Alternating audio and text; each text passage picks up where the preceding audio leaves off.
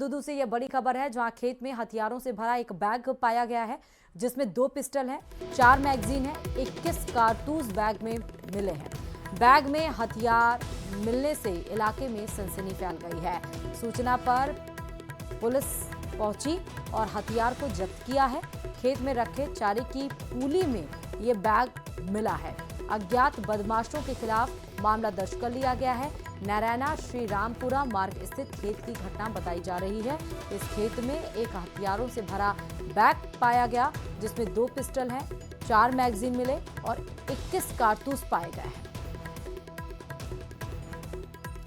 हथियार मिलने से इलाके में सनसनी फैल गई। ग्रामीणों ने पुलिस को सूचना दी। पुलिस सूचना के पर मौके पर पहुंची और हथियारों से भरे बैग को जब्त किया। ज्यादा जानकारी के साथ संवाददाता हीरालाल इस खबर पर जुड़े हुए। हीरालाल, हथियारों से लैस बैग एक खेत में पाया गया, क्या कुछ जानकारी? बिल्कुल, देखिए नरेना इलाके का पूरा मामला है, जहां रूपनगढ़ सड़क मार्ग स्थित एक खेत में ग्रामीणों ने जब चारे की पुली के नीचे एक काला बैग रखा हुआ दिखाई दिया तो उन्होंने पुलिस को सूचना दी। सूचना पर पुलिस मौके पे पहुंची और बैग को खोलकर देखा तो उसमें हथियार रखे हुए थे। उसमें मैगजीन, 21 जिंदा कारतूस, 2 पिस्टल रखी हुई थी। इस पर है जो आसपास के इलाकों में है जो हड़कंप सा भी मच गया। सीओ और थाना प्रभारी मैं जाब्ते के मौके पे पहुंचे और उन्होंने बैग को जब्त कर, हथियार जब्त कर पुलिस थाने ले आए और पूरे मामले की जांच में जुटी हुई है। हालांकि अब अभी तक है जो ये किसने यहाँ बैग रखा और किस मकसद से ये बैग यहाँ रखा गया था, इसके बारे में अभी कोई जानकारी नहीं मिल पाई। हालांकि पुलिस है जो आसपास के इलाकों में जो सीसीटीवी कैमरे लगे हुए हैं उनकी भी फुटेज खंगाल रही है, ताकि जिन संदिग्ध व्यक्तियों ने ये बैग यहाँ रखा है उनके बारे में पहचान की जा सके और आगे की कार्रवाई की जा सके। ठीक है, कब की घटना ये बताई जा रही है हीरालाल? जी देखिए, ये कल शाम की घटना बताई जा रही है, जब ग्रामीणों ने इस बैग को यहाँ चारे की पुली के नीचे रखा हुआ देखा। उसके बाद उन्होंने पुलिस को सूचना दी और पुलिस है जो मौके पे पहुंची और पूरी कार्रवाई ठीक है। व्यापारी रमेश की हत्या मामले में वीरेंद्र चारण ने सोशल मीडिया पर एक पोस्ट भी लिखी है, जिसमें वीरेंद्र चारण ने लिखते हुए बताया कि पुलिस ने हमारे 3 भाइयों को गिरफ्तार किया है। हमारे पास गिरफ्तारी के सीसीटीवी फुटेज मौजूद हैं। यह हम आपको जो वीडियो वायरल हो रहा है सोशल मीडिया पर वीरेंद्र चारण ने ये पोस्ट डाली है, जिसमें उन्होंने लिखा है कि यह जो कल सुबह कुचामन सिटी नागौर जिम में जो रमेश कुनारिया की हत्या हुई थी, उसमें हमारे 3 भाई शामिल थे। उनको पुलिस ने देर रात गिरफ्तार कर लिया और उनका नुकसान करने के चक्कर में उन्हें दिखा भी नहीं रहे हैं। ये लोग झूठा धरना प्रदर्शन कर रहे हैं। जहां से हमारे 3 भाइयों को गिरफ्तार किया गया है, वहां का हमारे पास सीसीटीवी फुटेज भी मौजूद है। तो हम पुलिस ने हमारे जो 3 भाइयों को गिरफ्तार किया है वो सही नहीं है। ये जो वीरेंद्र चारण का सोशल मीडिया हम आपको दिखा रहे हैं, उन्होंने कहा है कि हमारे पास गिरफ्तारी के सीसीटीवी फुटेज भी मौजूद है। चाबन में व्यापारी की हत्या के बाद पुलिस एक्शन मोड में नजर आ रही है। आरोपी शफीक के अवैध कैफे पर तोड़फोड़ की गई है। प्रशासन ने कैफे का सामान तोड़कर हटा दिया है। साथ ही अवैध हिस्से को हटाने के लिए 7 दिन का अल्टीमेटम दिया है।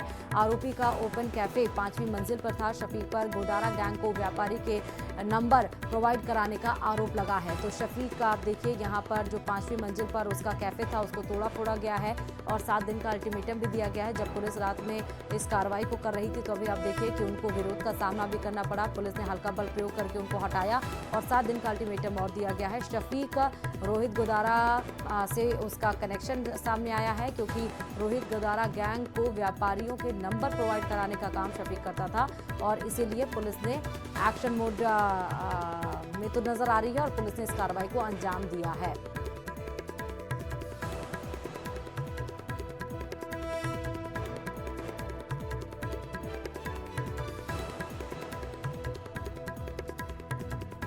और वहीं कुचामन डिडवाना से एक और बड़ी खबर सामने आ रही है। व्यापारी रमेश कुनारिया हत्याकांड में अपडेट ये है कि पुलिस द्वारा 4 आरोपियों की फोटो जारी करने का पोस्ट भी वायरल हो रहा है।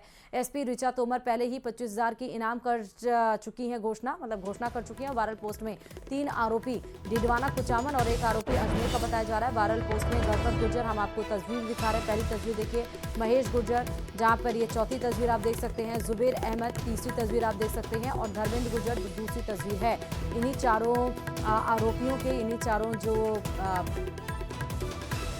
आरोपी हैं उनकी फोटो अब वायरल की गई है। एसपी ऋचा तोमर जब रमेश कुनारिया की आप देख रहे थे, जब हत्या की गई थी सुबह के वक्त, तब भी ये मौके पर पहुंची थी। हालांकि पूरे जिम को सील कर दिया गया था। एफएसएल टीम को भी बुलाया गया था। उसके बाद कुचामन थाने के बाहर परिवार और स्थानीय लोग बड़ी संख्या में धरना प्रदर्शन कर रहे थे। आरोपियों की गिरफ्तारी और एनकाउंटर की मांग की जा रही थी। कल शाम को सहमति बनी। 2 दिन तक कॉलेज और स्कूल सब बंद थे और इस मामले में पुलिस एक्शन मोड में आते हुए देखिए शफीक के जो 5वें मंजिले पर कैफे संचालित हो रहा था उसको हटाया है। 7 दिन का अल्टीमेटम और दिया है। और इधर एसपी ऋचा तोमर के द्वारा 4 आरोपियों की फोटो भी जारी कर दी गई है। सोशल मीडिया पर यह भी वायरल हो रहा है। 25,000 का इनाम भी घोषित है। खबर राजधानी जयपुर से। प्रदेश में छात्र संघ चुनाव बहाली का ये पूरा मामला हाईकोर्ट में आज इस मामले को लेकर फिर से सुनवाई होनी है। दोपहर 2 बजे हाईकोर्ट में मामले में सुनवाई होगी और देखना होगा कि क्या कुछ फैसला आता है। जस्टिस समीर जैन की सिंगल बेंच में ये सुनवाई होगी। याचिकाकर्ता के वकील शांतनु पारीक ने इस बात की जानकारी दी है। तो जो छात्र संघ चुनाव बहाली की मांग को लेकर आज कोर्ट में सुनवाई होगी। एकल पीठ जस्टिस समीर जैन की एकल पीठ आज इस मामले को सुनेगी। जो याचिकाकर्ता हैं उनके वकील शांतनु पारीक ने इस बाबत जानकारी दी है, क्योंकि आपको ध्यान होगा सरकार ने लिंगो कमेटी का हवाला देकर कहा था कि छात्र संघ नहीं कराए जाएंगे और इसको लेकर ही आप देखिए कि चाहे एबीवीपी हो चाहे एनएसयूआई हो, दोनों ही कार्यकर्ता प्रदेश भर के लगभग हर जिलों में इसको लेकर प्रदर्शन हुआ। एनएसयूआई के कार्यकर्ता तो पूर्व मुख्यमंत्री अशोक गहलोत से भी मिले। कांग्रेस उसको लेकर लगातार सवाल भी उठा रही है। लेकिन आज हाई कोर्ट में सुनवाई क्या होगी इस पर हमारी नजर बनी रहेगी। और ज्यादा जानकारी के साथ संवाददाता हितेंद्र शर्मा इस खबर पर जुड़ चुके हैं। हितेंद्र, हाई कोर्ट में आज इस मामले को लेकर सुनवाई होनी है, क्या कुछ होने वाला है आज? जी, हाईकोर्ट ने जो है अमाइकस क्यूरी जो है जो जिनको जो है कोर्ट मित्र भी कहा जाता है, जिनको न्याय मित्र कहा जाता है, उनको जो है इस मामले में बुलाया था। और इन्होंने जो है साफ तौर पर जो है जो लिंगदो कमेटी की सिफारिशें हैं उनके हिसाब से जो है यही कहा था कि चुनाव होने चाहिए और ये जरूरी है। और जो है इसका एक जो है इसके बारे में जो सुनवाई है वो आज होनी है। 2 बजे के आसपास सुनवाई होनी है। और ये जयराव एक छात्र है, उनकी याचिका थी और उसके बाद से ये लगातार केस चल रहा है। और इसमें कोर्ट ने भी माना था कि जो है चुनाव होने चाहिए। लेकिन अब जो है आज ये देखना होगा कि किस तरह की जो है सारी चीजों को गौर करने के बाद जो है जैसे कि यूनिवर्सिटी क्या कह रही है, यूनिवर्सिटी क्या कह रही है, सरकार क्या कह रही है, और इसके अलावा जो है जो छात्र हैं जो चुनाव कराना चाहते हैं वो क्या कह रहे हैं, इन सब चीजों को के मद्देनजर जो है आज हो सकता है कि कोई फैसला आए। ठीक है, तो फैसला ही आएगा या फिर लग रहा है कि फिर से इस मामले में सुना जाएगी, याचिकाकर्ता के वकील क्या कह रहे हैं और फिर से तारीख दे दी जाएगी? जी जी जी, देखिए कोर्ट का मामला है वो कई बार ऐसा लगता है कि सभी चीजें जो है उसमें कोर्ट में दायर की जा चुकी हैं, सभी तरह के बयान हो चुके हैं, सभी तरह के जो है साक्ष्य जो है जो भी बातें हैं वो सारी चीज कर ली गई है। लेकिन जो है ये कोर्ट पर निर्भर करता है कि वो आज फैसला देंगे नहीं देंगे, क्योंकि ये सिचुएशनल है कि आज अगर कोई नई बात सामने आती है तो हो सकता है कि सुनवाई आगे और बढ़े। ठीक है हितेन, बहुत शुक्रिया। जयपुर के बस्सी में शुद्ध आहार मिलावट पर वार अभियान के तहत दीपावली से पहले मिलावटी खाद्य पदार्थों पर शिकंजा कसने की कार्रवाई जारी है। बड़ी खबर आपको बता रहे हैं इस वक्त जयपुर से। खाद्य सुरक्षा विभाग की टीम ने बस्सी और बांसखो इलाके में कार्रवाई करते हुए एक बड़ी मात्रा में सरसों तेल सीज किया। आयुक्त खाद्य सुरक्षा एवं औषधि नियंत्रण विभाग की डॉक्टर टी शुभ मंगला के निर्देश पर ये कार्रवाई की गई है। और इस कार्रवाई में बस्सी स्थित हरियाणा ट्रेडिंग कंपनी से 7 स्टार ब्रांड के 200 लीटर सरसों तेल का नमूना लिया गया और शेष स्टॉक को सीज कर दिया गया। मुख्य चिकित्सा और स्वास्थ्य अधिकारी जयपुर द्वितीय डॉक्टर मनीष मित्तल ने बताया कि टीम ने बांसको और बस्सी कस्बे में विभिन्न खाद्य प्रतिष्ठानों का निरीक्षण किया। सत्यनारायण जैन किराना स्टोर से घी का नमूना लिया गया, जबकि ओजट स्वीट्स पर मावा और बेसन लड्डू के नमूने जांच के लिए भेजे गए हैं।